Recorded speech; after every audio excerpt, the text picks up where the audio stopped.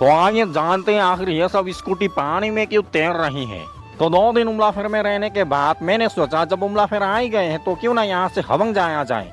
तो हम तीनों निकल पड़े स्कूटी लेकर सीधा हवंग के तरफ। लेकिन ये हवंग जाने का रास्ते का हालत आय हाय हाय, साला पूरा रोड ही बवासीर है।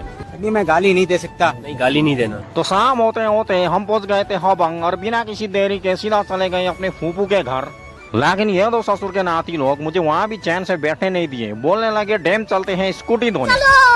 अभी शाम हो चुकी थी और पानी भी इतनी ठंडी थी कि मुझसे तो स्कूटी धोने का हिम्मत भी नहीं हो रहा था। तो मैंने तो स्कूटी से साफ साफ कह दिया तो खुद नहा ले।